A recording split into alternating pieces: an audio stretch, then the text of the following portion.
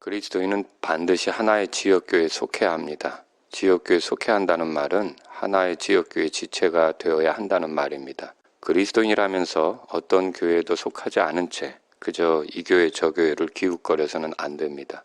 스펄전은 이렇게 말했습니다. 아무 곳에도 둥지를 틀지 못하는 철새가 되지 않도록 하라. 교회에서 교회로 전전하는 일은 피해야 합니다. 한 교회 지체로서 책임감 있게 섬겨야 합니다. 물론 내가 지체가 될 교회를 찾기 위해 이 교회 저 교회를 몇 주씩 방문해 볼 수는 있습니다. 그러나 그리스도인이라면서 하나의 지역교회 지체가 될 마음 자체가 없다면 그것은 잘못입니다. 특히 어느 교회든 그저 예배만 드리러 다니면서 교회의 지체가 될 마음이 없는 것은 하나님께서 교회 생활을 통해 줄 수 있는 여러 가지 은혜를 포기하는 것과 같습니다. 교회에서 제일 중요한 활동은 구원받은 자들이 함께 모여 하나님을 경배하는 것입니다. 그러나 교회에서의 활동은 그것만이 아니라 함께 선교사를 후원하고 함께 복음을 전하며 함께 성경을 공부하고 함께 기도하고 함께 교제하며 함께 섬기는 일도 있습니다. 지역교회 지체가 되는 것을 무시한다면 이런 활동들을 통해 누릴 수 있는 하나님의 은혜를 무시하는 것과 같습니다. 또 하나님께서 자신이 기뻐하시는 뜻대로 몸 안에 지체를 더하는 일에 대해서도 무시하는 것과 같습니다. 오늘날은 온라인 교회라는 것도 생기고 있습니다. 코로나의 영향으로 이것이 더 정당화되는 분위기입니다. 온라인으로 설교를 듣고 온라인으로 헌금하고 온라인으로 궁금한 것들에 대해 질문하고 답하면서 모이지 않는 것입니다. 물론 역병이 돌거나 전쟁 중이거나 핍박 중이라면 한시적으로 이런 형태의 모임을 가질 수도 있습니다. 그러나 히브리서 10장 25절에서 우리의 함께 모이는 일을 폐하지 말고 라는 말씀을 존중한다면 그리스도인은 하나의 지역교회 지체가 되어 그날이 다가옴을 볼수록 더욱 모이고자 할 것입니다. 그리스도인이라면서 지역교회의 필요성을 부정하고 보이지 않는 교회, 우주적인 교회를 믿는 것은 에큐메니칼, 교단, 교파, 가톨릭 같은 부작용에 빠지게 됩니다. 지상에 예수님께서 세우신 교회는 지역적이며 독립적입니다.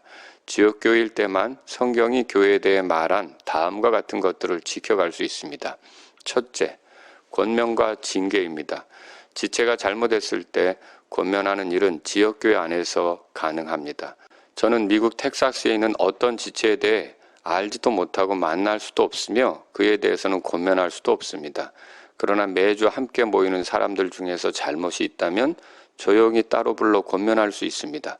고린도 교회의 경우처럼 만일 어떤 지체가 잘못을 회개하지 않아 교회에서 내쫓는 일을 해야 한다면 이때 교회는 우주적인 교회가 아니라 지역교회입니다. 우주적인 교회에서의 출교는 어디로 보내는 것입니까? 권면과 징계, 출교가 잘 적용되려면 교회는 지역적이어야 합니다. 둘째, 직분입니다. 목사와 집사, 다른 봉사자들은 지역교회를 섬기도록 세워진 사람들입니다. 직분자들이 섬기는 대상은 그들의 눈에 보이는 지체들입니다. 우리가 집사가 되는 것은 필리핀의 어떤 형제나 자매를 섬기기 위해서가 아닙니다. 매주 보고 만나는 사람들을 섬기라고 세워진 것입니다.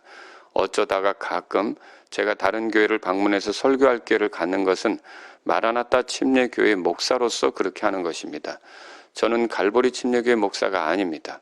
갈보리 침례교회 성도들을 신방하거나 그들을 상담하거나 그들을 가르치는 것은 갈보리 침례교회 담임 목사에게 주어진 일입니다. 이런 직분이 효과적으로 적용되려면 교회는 지역적이어야 합니다. 셋째, 헌금입니다. 하나님께 드리는 헌금은 지극히 현실적인 필요를 위해 사용됩니다. 헌금은 전임 사역자들과 예배당의 유지, 지역교회가 하는 구제와 선교, 봉사, 교제를 위해서 사용됩니다. 매주 헌금을 해야 하는데 한 번은 A교회, 다음 주는 B교회, 또 그 다음 주는 C교회에 한다면 지역교회의 현실적인 필요를 충당하는 일은 불안정하게 될 것입니다. 헌금은 자기가 속한 지역교회 드림으로 지역교회를 세우는 데 사용되어야 합니다. 이런 헌금이 효과적으로 적용되려면 교회는 지역적이어야 합니다. 넷째, 회원권의 이동시 추천서입니다. 바울은 겐그레아 교회 베베를 로마 교회로 보내면서 추천했습니다.